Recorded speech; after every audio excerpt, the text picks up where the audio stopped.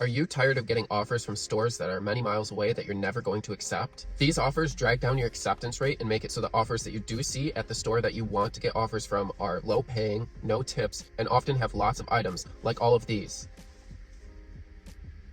Today, in this video, I'll walk you through how to get rid of the stores that you're never going to take any orders from, so that way you can get your acceptance rate up and you can start getting access to the high-paying offers that are more lucrative. Hi guys, welcome back to my channel. If you're new here, welcome to my channel. My name is Justin, and I have been a self-employed entrepreneur for over 2 years now, and here on my YouTube channel, I mainly focus on Walmart Spark, Instacart, and occasionally testing out other gig apps. So if that interests you, consider hitting subscribe, and with introductions out of the way, let's get into the video. First, let's talk about the acceptance rate metric. Your acceptance rate is one of the most important metrics that Walmart Spark uses to determine what offers are shown to you. This is why it's so important to get your acceptance rate up, so that way Walmart will give you the highest paying offers. Also, your acceptance rate is compared to the acceptance rate of other drivers around you. So if you have perfect metrics in all other categories except for acceptance rate, and another driver around you has perfect metrics in all other categories and has a higher acceptance rate than you, then you will not get the highest paying offers, and other drivers around you with higher metrics and a higher acceptance rate will get those higher paying or more lucrative offers instead. Walmart states on the Spark driver website that, quote, "A higher acceptance rate helps keep you prioritized to receive offers." This is clearly proof that acceptance rate is really important. So now let's get into how you can improve your acceptance rate in two different methods. The first way that you can improve your acceptance rate is to get rid of the stores that you don't want to take offers from. To do this, simply call support. Their number is 855-743-0457. Tell the support agent that you want to block specific stores in your zone because you keep getting round robin offers from stores that are however many miles away or however many minutes away from you,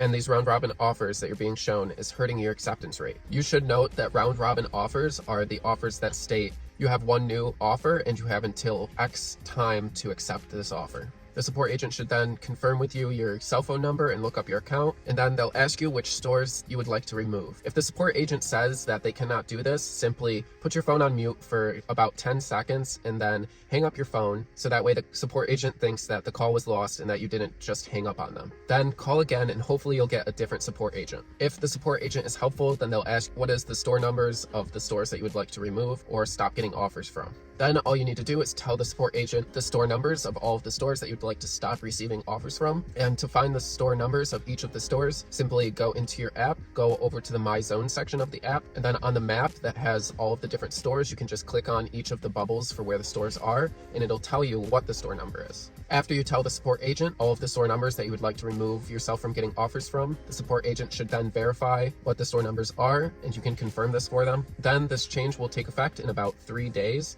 and after that you'll stop seeing offers from these stores and your acceptance rate should slowly start to increase. One thing to note, I did call support today and I found out that you're no longer able to reblock a store if you reactivate it to accept offers from that store again. So you better choose wisely on which stores you decide to block.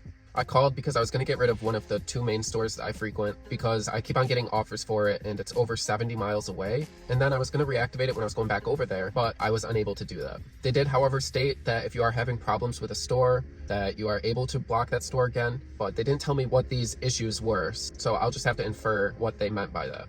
I would imagine if you're going to a store and you're consistently getting your orders put into your car late and you're delivering late, or if you're constantly waiting at the store for a really long time, or if the store is constantly missing items for the order and they have to run back inside the store and go look for the items or go shop for the items again and then bring the items out to you, this would probably qualify to have you be able to block the store. Now let's talk about the second way that you can increase your acceptance rate. If you have already removed all of the stores that you're not going to be accepting offers from, then really the only way to get your acceptance rate up is to accept all of the first offers that you're shown from whatever stores you're going to take offers from. Now, this might seem like a waste of time or that you're not going to get paid as much as you deserve to be paid, but after you accept 40 to 50 different offers, you will have around 100% acceptance rate. From there on out, all of the offers that you see will be the highest paying offers from the stores that you still are able to accept orders from. It takes 40 to 50 trips because your acceptance rate is based off of the last 50 round robin offers that you were shown in the app. So if you accept all 50 of these offers, then you'll have 100% acceptance rate. This means that each offer is either a plus or a negative 2% for your acceptance rate.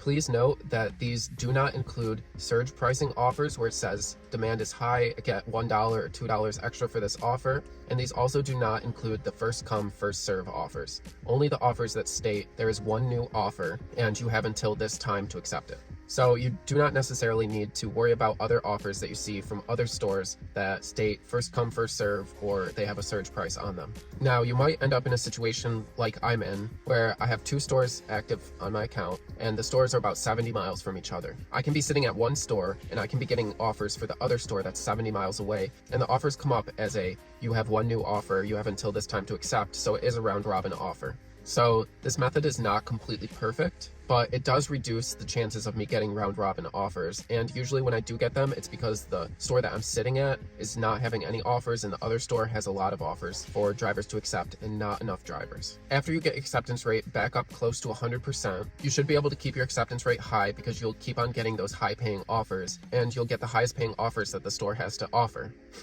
So your acceptance rate will no longer be impacted by declining offers, and your acceptance rate won't start to decrease rapidly again.